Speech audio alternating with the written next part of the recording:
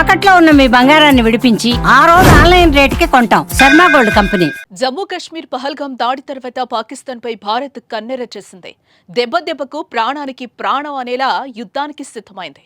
ఇప్పటికే భారత్ లో ఉన్న పాకిస్తానీ పౌరులను వెళ్లిపోవాలని ఆదేశాలు జారీ చేసిన నేపథ్యంలో ఇక యుద్ధం తప్పదంటూ సంకేతం ఇవ్వకనే ఇచ్చింది భారత్. ఇదిలా ఉంటే నిన్న మొన్న మేకపోతు గాంభీర్యం ప్రదర్శించిన Pakistani army chief general Asim Munir యుద్ధం అనేసరికి నోట మాట రావటం లేదు. భారత్తో యుద్ధం అంటే కొరివితో తలగొక్కోవడం అనేది పాక్ ఆర్మీ చీఫ్ కు తెలిసినంతగా మరెవరికీ తెలియదేమో. అందుకే భారత్తో యుద్ధ మేఘాలు కమ్ముకున్న వేళ కుటుంబాన్ని విదేశాలకు దాటించేశారు పాక్ ఆర్మీ చీఫ్.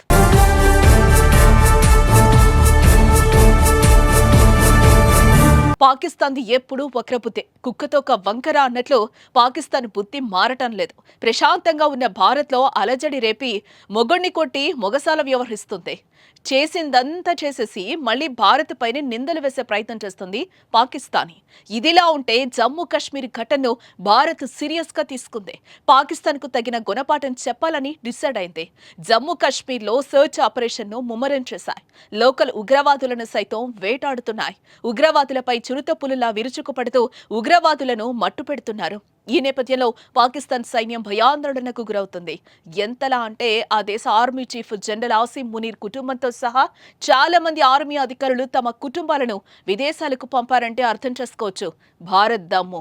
ఓ దేశానికి సైనిక చీఫ్ గా ఉండి దేశం కష్టకాలంలో ఉన్నప్పుడు తన ప్రాణాన్ని పణంగా పెట్టి దేశ పౌరులను కాపాడాల్సిన వ్యక్తి భయంతో ప్రాణం మీద ఆశతో కుటుంబాలను విదేశాలకు తరలించినప్పుడే భారత్ చేతిలోనే కాదు పాక్ పౌరుల దృష్టిలో కూడా పాక్ చీఫ్ ఓడిపోయాడు.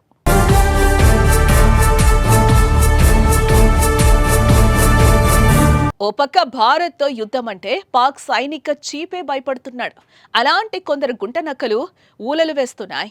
మీరు యుద్ధానికి సిద్ధమంటే మేము కూడా యుద్ధానికి సై అంటూ మేకపోతు గాంభీర్యం ప్రదర్శిస్తున్నారు. చంపేస్తాం నరికేస్తామంటూ మొరుగుతున్నారు. ఏదో ధైర్యం కోసం వారి పౌరుల చేతిలో పరువు పోవద్దనే ఉద్దేశంతో మొరుగుతున్నారే తప్ప వారికి తెలీదా భారత్తో యుద్ధం అంటే వారి గోతిని వారే తీసుకున్నట్లని.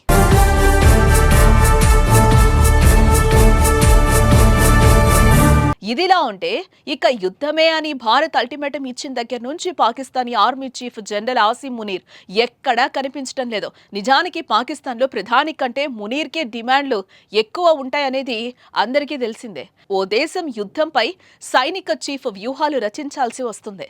శత్రువు దేశాన్ని ఎలా ఎదుర్కోవాలి, యుద్ధం అనంతరం ఎదురయ్యే సమస్యలపై ముందే పసిగట్టగలగాలి. కానీ యుద్ధం పేరెత్తగానే సైనిక నాయకుడే వెనకడుగు వేస్తున్నాడంటే వీళ్ళ భారత్ యుద్ధం చేసేది అంటూ పలు దేశ అధినేతలు నవ్విపోతున్నారు.